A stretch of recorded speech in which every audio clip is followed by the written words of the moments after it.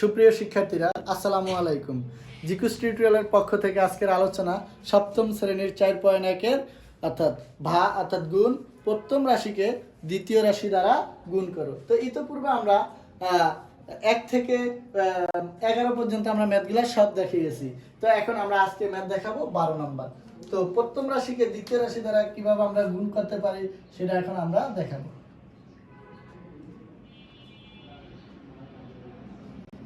Number 12, x to the power 3 minus y to the power 3 plus 3x y z, কমা উঠিয়ে দিয়ে just আমরা গুণ চিহ্ন দিয়ে দিব x to the power 4 y। তো দেখো, আমরা বোঝার সুবিধার্থে আমরা এই প্রথম রাশিটারে ব্র্যাকেট দিয়ে আটকে দিলাম। তো ব্র্যাকেট দিয়ে আটকে আমরা বুঝতে পারলাম যে এই x to the power 4 y এই প্রত্যেকটা রাশির সাথে গুণাকার আছে, প্রত্যেকটা রাশির সাথে গুণাকার আছে।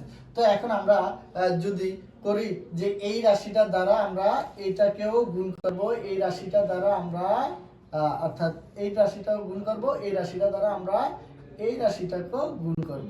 তো দেখো আমরা কিভাবে গুণ করতে পারি, এবং গুণ করার আগে আমি বলছি গুণ করার আগে চিহ্নের দিকে তাকাবো, চিহ্নের দিকে তাকাবো। অর্থাৎ দেখো, এটার আগে গুণ তো অবশ্যই আছে, গুণ থাকার পরে আমার একটা প্লাস আছে।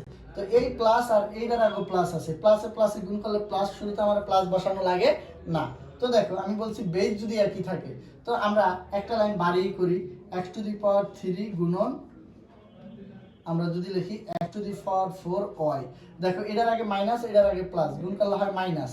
তো আমার আছে কি y to the power 3 গুণন আমরা লিখি x to the power 4 y। তো এটার আগে প্লাস, এটার আগে প্লাস, গুণ করলে হয় প্লাস। তো আমরা লিখব 3x y z গুণন x to the power 4 y। এই রাশিটা আমার এই ব্র্যাকেটের ভিতরে যতগুলো রাশি থাকবে প্রত্যেকটা রাশির সাথে আমরা গুণ করব। তো দেখো গুণ করার পরে এখন আমরা আমাদের একটা সমীকরণ পাইছি। এখন আমরা এইটাকে আমরা কিভাবে করি, এই দুইটার মাঝে আছে গুণ।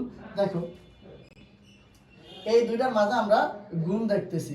তো দেখো এই x আর এই x বেস যদি একই একাধিক হয় আমরা একটাই লিখব, আর পাওয়ার যোগ করব 3টা, আর এই 3টা আর 4টা 7টা, আর y আছে একটা, লিখে দিলাম মাইনাসের মাইনাস।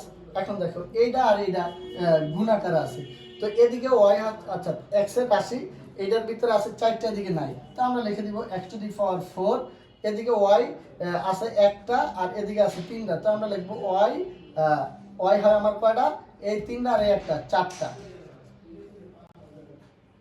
তো দেখো প্লাস সেম এই 3, এদিকে সাইডে কিছু নাই মানে 1 আছে, 3 আর 1 গুণ করলে 3 হয়। এখন দেখো এদিকে x আর এদিকে অর্থাৎ বেজ একাধিক, তো আমরা একটা বেজই লিখবো, এদিকে পাওয়ার 4টা, এদিকে একটা, তাহলে 5টা, আর আমার এদিকে y একটা, এদিকে একটা, তো হয় y 2টা, আর z নাই তো z। এটাই আমার মূলত অ্যান্সার। আমরা বলছি আমরা এভাবে ম্যাথটা সাজিয়ে পরে আমরা গুণ করে দিব, তো আমাদের অ্যান্সারটা অর্থাৎ সমাধানটা কিন্তু সহজভাবে আমরা পেয়ে যাব। তো দেখো আমরা নাম্বার 13 নম্বরের ম্যাথটা আমরা কিভাবে সমাধান করতে পারি 12-র মতো। তো দেখো 13 নম্বর ম্যাথটা আছে 2a minus 3b, যেহেতু কমা আছে কমা উঠিয়ে দিয়ে আমরা গুণ দিব, তো 3a plus 2b। দেখো আমরা যদি একটু ব্র্যাকেট দিয়ে নিই তাহলে সুবিধা হবে। তো 2 minus 3b ব্র্যাকেট, এটা আমরা ব্র্যাকেট দেই আর দিকে গুণ চিহ্ন দিয়ে দেই 3a plus 2b।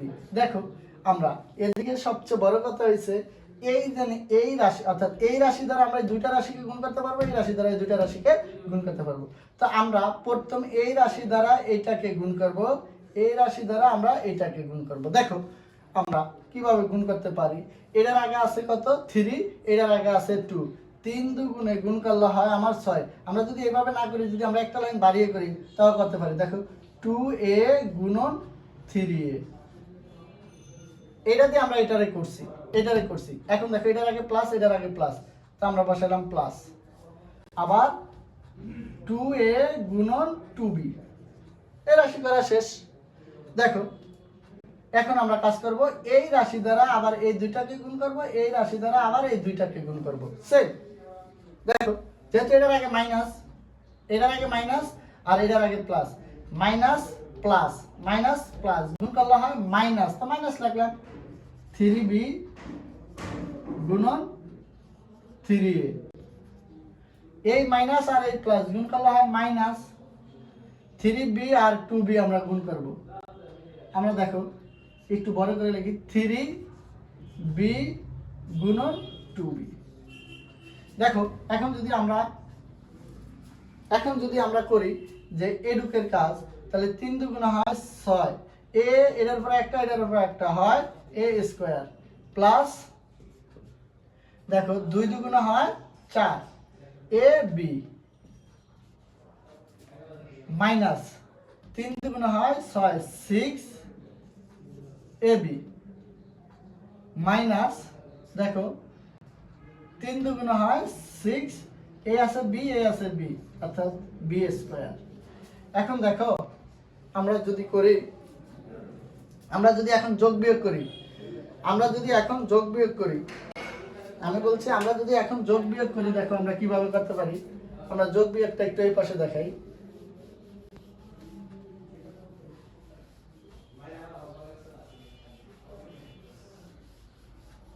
আমরা এই অংশটার যোগ বিয়োগটা আমরা একটু এই পাশে দেখাই।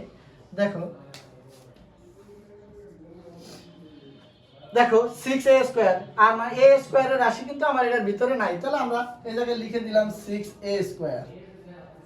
দেখো এই 4টা 4ab, এই 6টা 4ab, এই 6টার আগে আছে মাইনাস, এই 4টার আগে আছে প্লাস, তার মানে আমার বেশি যেটা তার আগে মাইনাস আছে, তো থাকবে মাইনাসটা। তো মনে মনে আমরা 6টা থেকে 4টা বাদ দিলে থাকে আমার 2টা ab। দেখো আমার 6b স্কয়ার, কিন্তু এটার ভিতরে b স্কয়ারের উপাদান আর নাই, তো আমরা লিখে দিলাম মাইনাস আছে মাইনাস, লিখলাম 6b স্কয়ার। তো দেখো 6b স্কয়ার, এটাই আমার মূলত অ্যানসার। দেখো আমরা যদি বুঝতে পারি এবং বাসায় বেশি বেশি প্র্যাকটিস করি, তাহলে ম্যাথগুলো খুব ইজিভাবে আমরা সমাধান করতে পারবো। তোমরা চাইলে এই লাইনটা অর্থাৎ এই লাইনটা থেকে এই লাইনটা না লিখে এটা লিখলেও হবে। তো বোঝার সুবিধার্থে আমি এই লাইনগুলো লিখে তোমাদেরকে, অর্থাৎ তোমরা যাতে সহজভাবে বুঝতে পারো এই জন্য আমি এই লাইনটা বাড়িয়ে করে দিলাম। তো আমাদের অবশ্যই খেয়াল রাখতে হবে প্লাস এবং মাইনাসের দিকে। যখনই আমরা গুণ করতে যাব তখনই দেখবো যে দুইটা রাশির পূর্বে কি থাকে। তো সবাইকে ধন্যবাদ।